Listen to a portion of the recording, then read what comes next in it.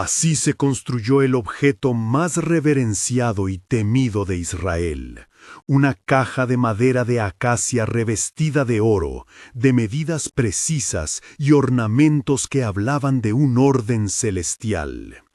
Nació en el campamento del desierto, bajo la tienda de la reunión, cuando Moisés subió al monte y recibió instrucciones que no eran sugerencias, sino mandatos.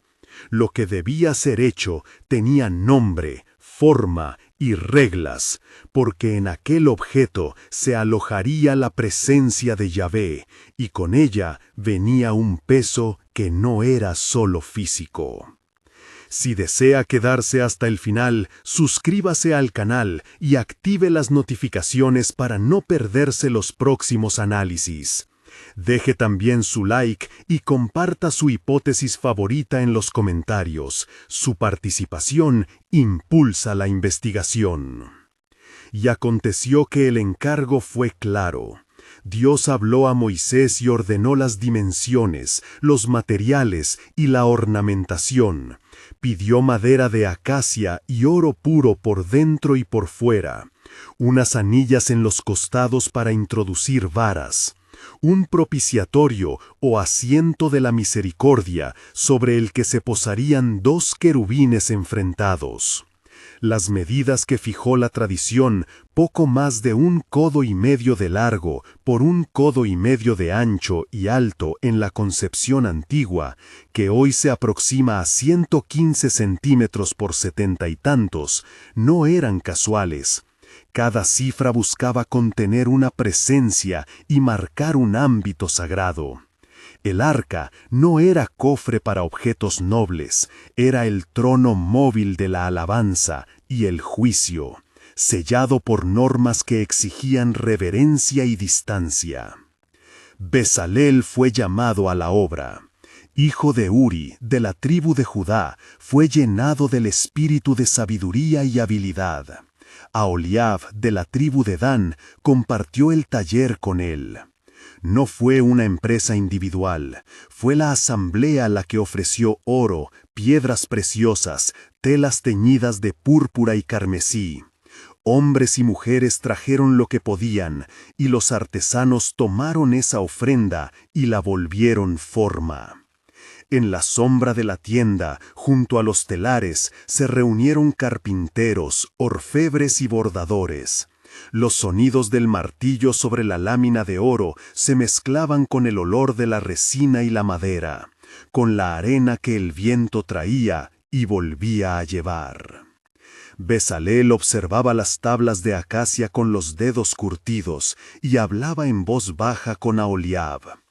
La madera debe secarse y ser alisada con cuidado. Si endemblito el interior, el oro no tomará. Las anillas deben fijarse con estacas de refuerzo para que las varas no cedan bajo el peso. Los querubines, que sus rostros miren no hacia adentro ni hacia afuera sin propósito, sino inclinados uno hacia otro sobre el propiciatorio, como si guardaran un secreto. Aholiab, que conocía el oficio de las piedras y el tejido, planificó el bordado de las cortinas y cómo meter la tela sin dejar hilos expuestos que pudieran, en opinión de los mayores, atraer el ojo profano. Las conversaciones no explicaban el misterio, organizaban la ejecución. La labor técnica se describía en términos prácticos. La acacia, por su madera densa y resistencia a la pudrición, fue la elegida. Las tablas se ajustaron con ensamblajes sencillos y fuertes. El oro era martillado hasta convertirse en láminas finas y se aplicaba por repujado y alisado, técnicas que requieren paciencia y calor del taller. Para medir, usaron cuerdas con nudos, varas marcadas y el ojo experto del maestro. Las proporciones obedecían al mandato y al simbolismo. Cada anilla fue dorada y soldada. Las varas que entrarían en ellas se fabricaron también de madera y fueron revestidas de oro para que nunca se separara lo visible de lo sagrado. No había ornamento por capricho. Cada detalle cumplía una función ritual y estética. El sentido de lo que se guardaría dentro fue explicado igualmente por mandato. Las segundas tablas de la ley, las que Moisés talló luego del arrepentimiento del pueblo, la vara de Aarón, que había florecido como signo de elección sacerdotal, y un vaso con maná, memoria de la provisión durante los días en que la nube guió y el pan del cielo sustentó. No todos los textos los enumeran con la misma precisión, pero la tradición los conserva como testimonios, leyes, sacerdocio y provisión en una misma cerradura de oro. Su presencia dentro del arca no la transformaba en contenedor común, la convertía en arca de obediencia y testimonio. Transportarla exigía normas. Los levitas de la familia de Coat, de la estirpe de los que cuidaban el tabernáculo, fueron designados para llevarla. Se colocaban varas por las anillas y no se levantaba el arca directamente por manos humanas. Tocarla era prohibición que podía acarrear muerte, según advertían los textos. Para los viajes, el arca descansaba sobre mantos, cubierta con velos y pieles, resguardada de miradas irrespetuosas. La presencia que ella representaba viajaba con el campamento. En la marcha al combate, en la entrada a una ciudad, en la consulta divina mediante Urim y Tumim, se buscaba en torno a ella una dirección que no era militar, sino teocrática. Entonces, en varios episodios quedó claro que la sacralidad convocaba tanto protección como peligro. En Jericó, los sacerdotes marcharon con el arca y tocaron trompetas. Las murallas cayeron a la voz de Dios, según se relata.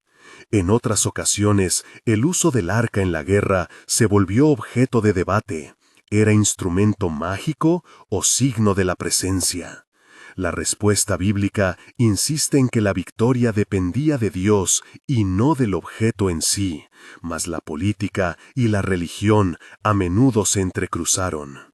Cuando los israelitas llevaron el arca como estandarte, buscaban la alianza. Cuando lo hicieron por cálculo, a veces hallaron consecuencias inesperadas. El choque entre instinto humano y mandato divino dejó su marca más dolorosa en la figura de Usa. Al recapturar la arca y llevarla hacia la ciudad, los bueyes que tiraban del carro tropezaron. El tacto fue inmediato y el gesto instintivo fue de protección. Usa extendió la mano hacia el arca. Entonces la muerte vino, y la línea entre lo humano y lo sagrado se demarcó con una solemnidad aterradora.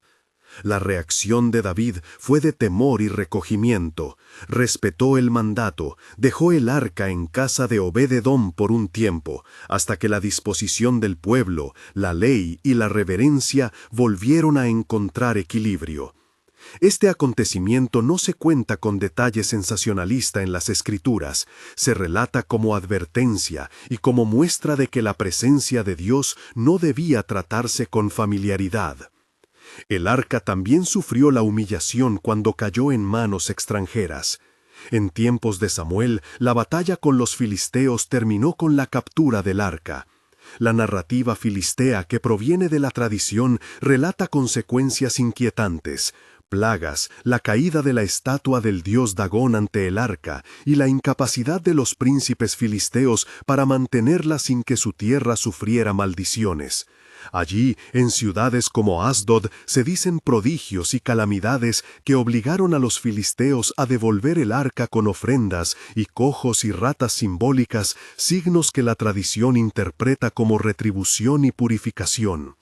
Como posible explicación histórica, algunos han sugerido que la concentración de enfermedades o de objetos contaminantes, la alteración de rituales locales o el impacto psicológico de sostener el símbolo de otro dios puedan explicar las calamidades, pero todo ello debe figurar como hipótesis, no como reemplazo del relato teológico.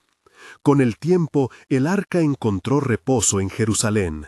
David, cuya ambición por la centralidad de la adoración se cruzó con su celo nacional, organizó el traslado solemnemente y lo colocó en medio del pueblo con música y sacrificio.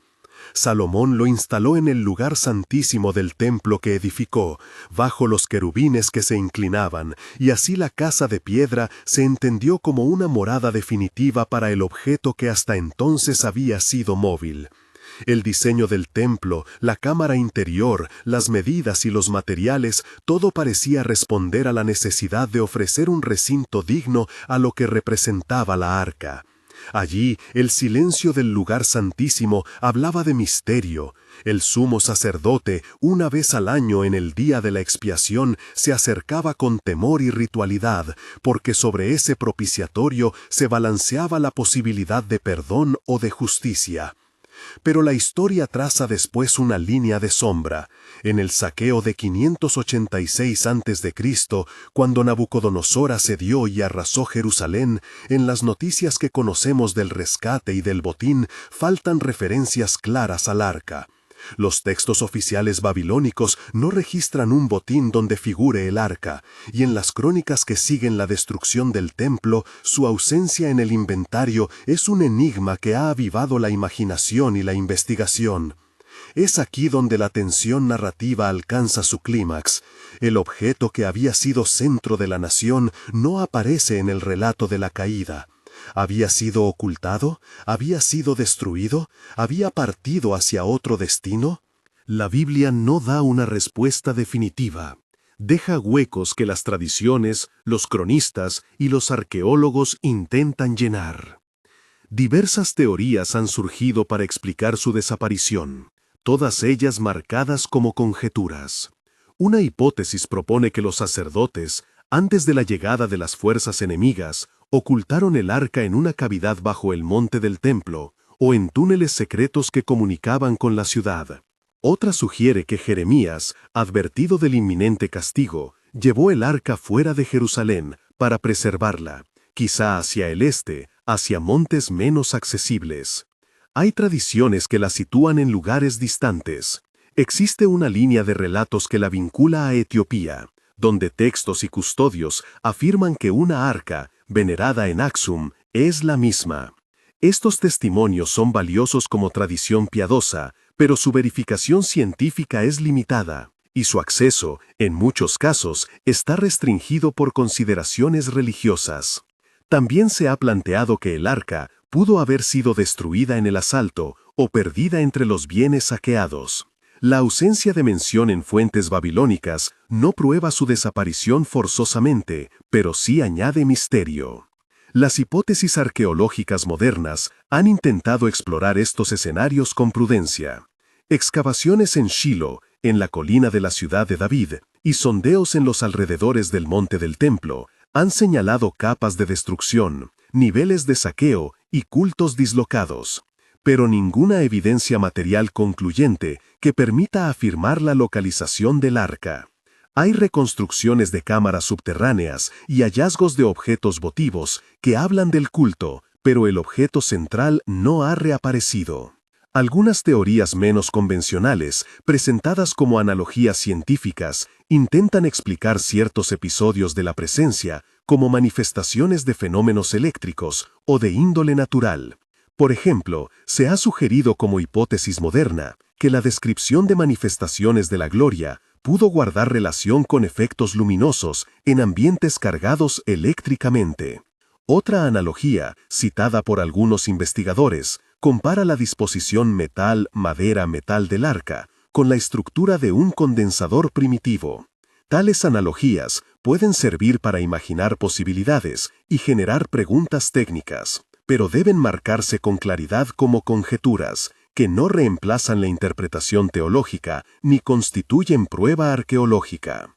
El peso físico del arca también fue objeto de comentario. Su tradición, cubierta de oro y conteniendo objetos, su desplazamiento requería la fuerza organizada de levitas entrenados y varas resistentes. Pero su peso simbólico era mayor que cualquier medida.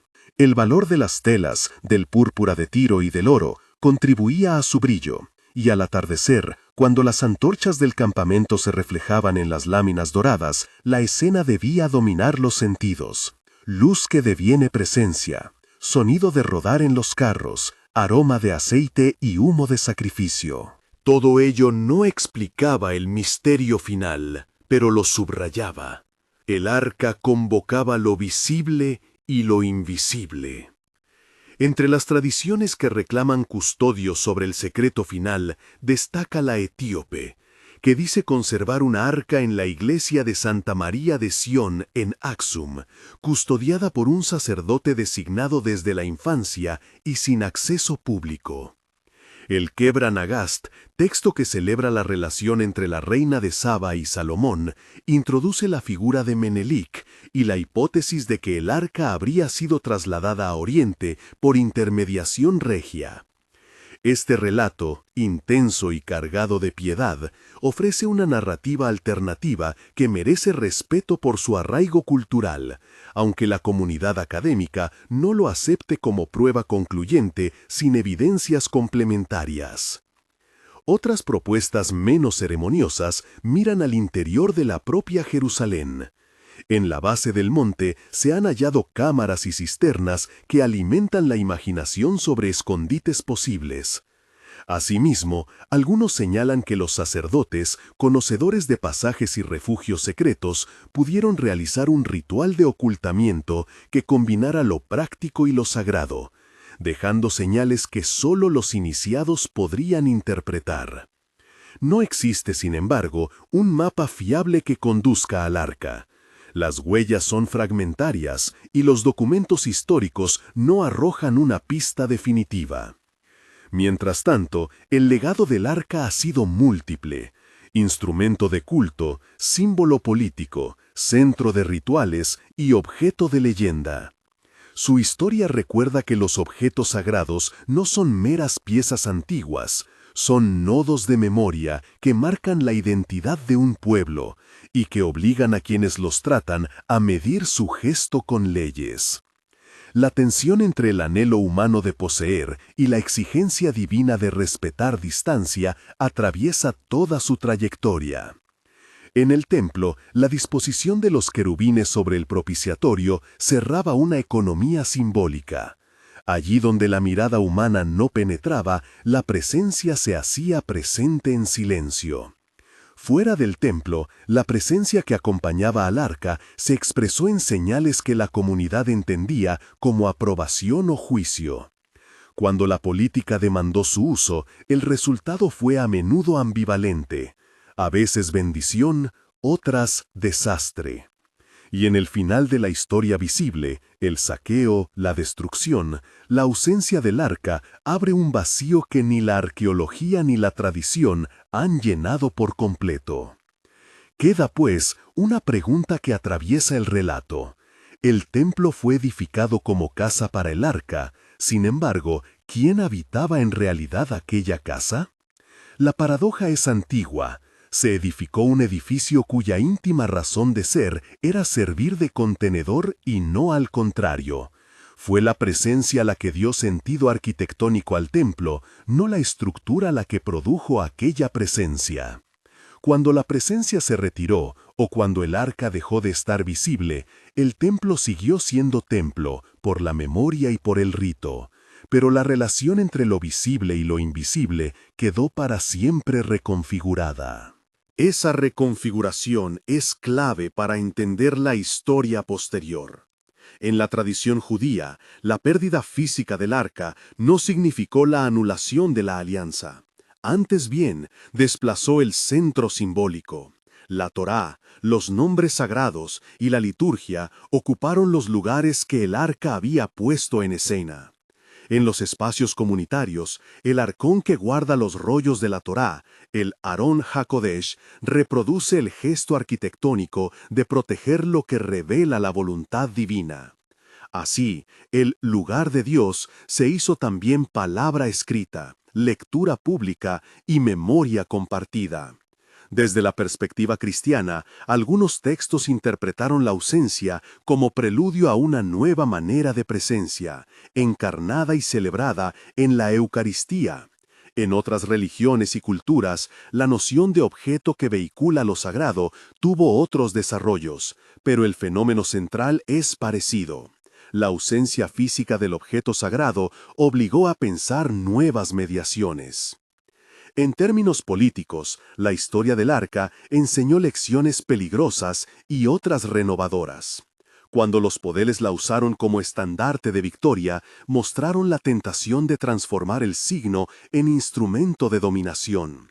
Cuando pueblos enteros la buscaron o la reinventaron, revelaron la necesidad social de anclajes que confieran legitimidad y cohesión. El arca, por tanto, funciona como espejo. Es tanto instrumento de unión como de conflicto. Las leyendas que la sitúan en Axum o la arrojan a horizontes desconocidos no solo desean proteger un objeto, construyen identidades nacionales, religiosas y culturales que reclaman continuidad frente a la fractura histórica. La arqueología contemporánea entra en este escenario con prudencia. Buscar reliquias exige metodologías rigurosas y una ética que reconozca la dignidad de las comunidades que veneran lo que se excava.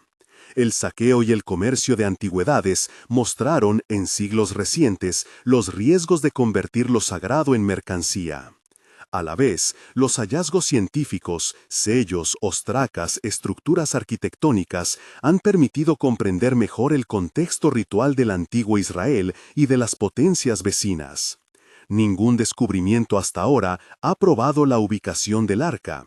Sí han afianzado una comprensión más rica del mundo que la produjo y de cómo ese mundo interpretó la presencia divina. En el terreno de la imaginación cultural, la literatura, cine y museografía la han recuperado, a veces con sensacionalismo, a veces con respeto. Desde alegorías poéticas hasta historias de aventuras, la caja dorada funciona como metáfora de búsquedas últimas. La sed de sentido, el anhelo de lo intocable, la atracción por lo prohibido. Esas representaciones deben leerse con cuidado. Alimentan el interés público por la historia antigua, pero pueden también trivializar creencias vivas. El desafío para historiadores y divulgadores es equilibrar fascinación y rigor, enseñar sin profanar. Más difícil aún es responder a la pregunta teológica que subyace. ¿Qué significa la ausencia del arca para la relación entre lo divino y la comunidad? Algunas lecturas sostienen que la movilidad del objeto, su capacidad de desaparición y reaparición en relatos y tradiciones, remite a una concepción dinámica de la divinidad, no encerrada en una estructura, sino operando en la historia. Otras interpretaciones insisten en que la ausencia impone responsabilidad. Si la presencia ya no está manifiesta en un objeto, corresponde a la comunidad portarla mediante la justicia, la misericordia y la fidelidad. En ese sentido, el arca sirve como examen. Al perder el contacto directo con el signo, las sociedades son llamadas a demostrar que el contenido del signo, la alianza, no fue mero fetiche. La polisemia del arca complica las respuestas puras. Para unos es recuerdo de un poder que fue y que ya no volverá. Para otros es signo latente, cuya aparición futura alimenta esperanzas escatológicas. Entre historiadores y creyentes, las tensiones no desaparecen, pero conviene subrayar una convergencia práctica. La reverencia por lo que simboliza obliga a cautela. Custodiar la memoria del arca no equivale a buscarla como botín arqueológico, significa respetar la trama de creencias y rituales que la envolvieron y que sobrevive en textos, prácticas y espacios sagrados. En el terreno social, esa reverencia ha producido gestos visibles, lugares de peregrinación, liturgias que rememoran la presencia y prácticas culturales que insisten en un vínculo comunitario con el pasado. En Axum o en Jerusalén, en relatos populares o en plegarias académicas, la figura del arca sigue alimentando sentidos colectivos. Pero la pregunta que continúa abierta y que atraviesa las disciplinas es otra. ¿Hasta qué punto la búsqueda del objeto reproduce nostalgias de poder? ¿Y hasta qué punto posibilita una reconstrucción honesta del pasado? Las respuestas pasan por la investigación responsable, la colaboración entre especialistas y creyentes y la humildad epistemológica de aceptar límites de certeza. Pensar el presente a la luz de esa ausencia permite también reflexionar sobre la manera en que las sociedades contemporáneas manejan lo sagrado. En un mundo donde la visibilidad parece medida de realidad, la historia del arca enseña que lo invisible puede ser más determinante que lo tangible. La experiencia religiosa no se reduce a reliquia ni a monumento, se renueva en la palabra, en la acción y en la memoria compartida. Así, la búsqueda del arca se transforma en una alegoría. Más que encontrar plata o dorado, las comunidades buscan coherencia entre lo que profesan y lo que practican. Queda, por tanto, un horizonte ambivalente. El arca puede seguir siendo objeto de estudios, de devoción y de mitología. Simultáneamente, su falta física invita a repensar qué significa custodiar lo sagrado en tiempos de cambios y conflictos. Los rastros materiales son fragmentarios, pero los rastros culturales son abundantes y activos. Si el arca alguna vez reapareciera como objeto, no bastaría recuperarla físicamente, sin recuperar también el tejido moral y ritual que la convirtió en signo. La lección es, en última instancia, ético-teológica. La presencia divina no se reduce a un soporte, requiere comunidades que la sostengan mediante justicia, memoria y cuidado. La historia, aún incompleta, sigue enseñando que el arca, aunque ausente, continúa hablando. En sus múltiples voces, la arqueológica, la litúrgica, la política y la imaginaria, late una pregunta fundamental que no se cierra con inventarios ni con conjeturas técnicas. ¿Qué hacemos nosotros, hoy, con la historia que heredamos? Esa pregunta abre, más que cierra, un espacio de diálogo entre erudición y devoción, entre conservación y creación. Y en ese umbral, la búsqueda del arca deja paso a una urgencia superior, aprender a custodiar aquello que hace posible la memoria misma. Esa urgencia superior que se dibuja, aprender a custodiar lo sagrado, exige praxis concreta, no solo buenos deseos. Custodiar la memoria del arca significa, antes que nada, reconocer pluralidades. Hay memorias rivales, relatos que se contradicen, intereses en conflicto. Hay también voces históricamente silenciadas, comunidades locales cuyos relatos orales fueron desplazados por narrativas eruditas, congregaciones que mantuvieron ritos íntimos mientras las instituciones científicas catalogaban fragmentos en vitrinas. Cualquier política de restitución o de exhibición pública que ignore esa pluralidad está incompleta. La restitución no repara por sí sola, es parte de un proceso más amplio de restitución de voz y agencia. En la práctica, esto se traduce en decisiones que van desde la preservación material hasta la participación comunitaria en la interpretación. Los museos que conservan piezas relacionadas con la tradición del arca han empezado a entender que su papel no es poseer, sino custodiar en diálogo. Convocar a líderes religiosos, ancianos, custodios rituales y especialistas para co-construir narrativas permite evitar el extractivismo académico que transforma bienes sagrados en simples objetos de estudio. Del mismo modo, los proyectos arqueológicos responsables integran planes de acceso y retorno del conocimiento, traducir hallazgos a lenguajes comunitarios, organizar exposiciones itinerantes en lugares de memoria, apoyar la enseñanza local sobre el patrimonio. No todo responde a fórmulas técnicas. Existen gestos de cuidado que son sencillos y profundamente simbólicos. La restauración de una liturgia, el aprendizaje de antiguos cantos por parte de jóvenes, la incorporación de relatos familiares en los programas escolares. Estas prácticas remiten a la idea de que la presencia divina, cuando ya no ocupa un arca visible, reclama corporalidad comunitaria, manos que sirven, palabras que recuerdan, actos que restablecen justicia. Es en la repetición ritual y en la ética cotidiana donde la memoria se encarna y se renueva. Por eso, la educación patrimonial debe ser menos memorándum que formación de hábito. Enseñar a cuidar, no solo a entender. Las disputas políticas y las nostalgias nacionalistas complican aún más el terreno. La búsqueda del arca se ha visto, en ocasiones, instrumentalizada para construir mitos de pureza étnica o legitimaciones de poder. Frente a ello, la comunidad académica y las iglesias enfrentan una responsabilidad ética: desactivar usos excluyentes de la memoria. Eso no implica descartar la historia, sino situarla con honestidad, reconocer heridas, errores y apropiaciones, denunciar saqueos y tráfico ilícito, y sobre todo, construir relatos que permitan la convivencia entre diversidad de credos y genealogías.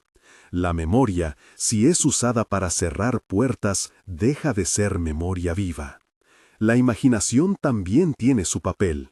Las expresiones artísticas que reclaman la figura del arca, desde la poesía hasta la música y la escultura pública, pueden transformar nostalgia en contemplación crítica o en esperanza compartida.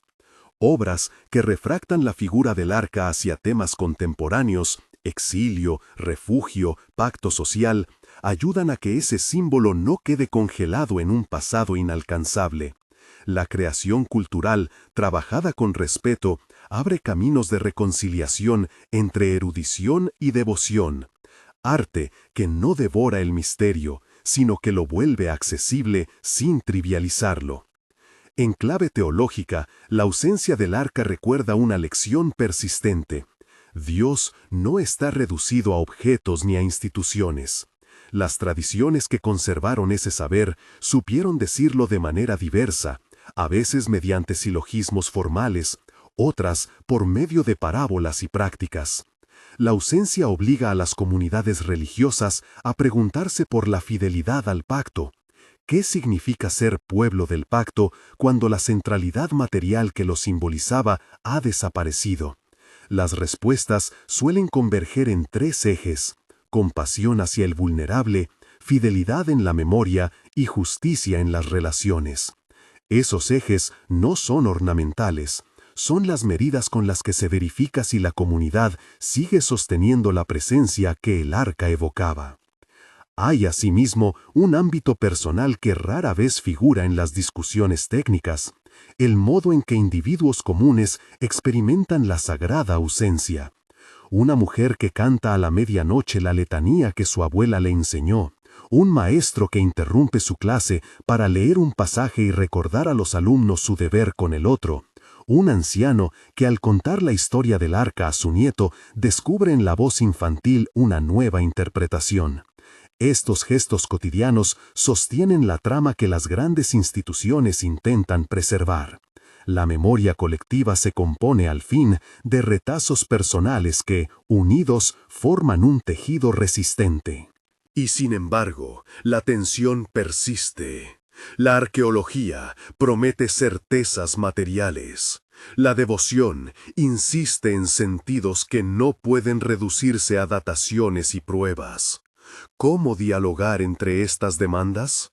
La respuesta está en la humildad epistemológica y en la apertura metodológica. Reconocer los límites de la prueba material no es renunciar a la verdad histórica, es admitir que la historia humana se escribe en capas y que cada método aporta una perspectiva. La colaboración entre disciplinas, arqueología, etnografía, historia de las religiones, conservación, y entre practicantes y académicos producen narrativas más ricas y menos violentas. Al caer la tarde, en algunos de los sitios donde la memoria del arca todavía se siente como latido, surgen escenas que condensan esas tensiones y esperanzas. En una plaza junto a una iglesia vieja, un grupo de mujeres entona cantos que rememoran el traslado del símbolo. En una sala de conferencias, jóvenes investigadores discuten la ética de una excavación. En un pueblo remoto, un custodio compara su oficio con el de los antiguos portadores, no por orgullo, sino por sentido de servicio. Es en esos contrastes, cánticos y debates, ritual y ciencia, cuidado cotidiano y políticas institucionales, donde la pregunta por la custodia se vuelve urgente y práctica. La búsqueda, entonces, no puede limitarse a rastrear un objeto. Exige reconstruir redes de cuidado, memoria y sentido. Requiere además paciencia histórica y valentía moral, paciencia para aceptar incertidumbres y valentía para corregir injusticias. Solo así, la ausencia del arca dejará de ser un vacío insoportable o un pretexto de poder para convertirse en oportunidad. La oportunidad de que las comunidades demuestren en gestos concretos que la alianza no fue nunca un fetiche, sino una forma de vida que puede reinventarse sin traicionar su origen. En la noche que sigue a uno de esos días de diálogo y canto, bajo el mismo cielo donde antes marcharon los portadores, una pequeña asamblea se reúne. No buscan recuperar un objeto concreto, buscan rehacer la trama que lo sostuvo. Intercambian relatos, acuerdan talleres de enseñanza, planean rituales que integren a jóvenes y mayores. Al centro, una mesa con textos, fotografías y un paño gastado. A un lado, el silencio, al otro, la música que insiste en volver. La conversación se detiene. Alguien comienza a narrar una memoria familiar que hasta entonces había permanecido muda, y la voz encuentra en la escucha colectiva su justo lugar.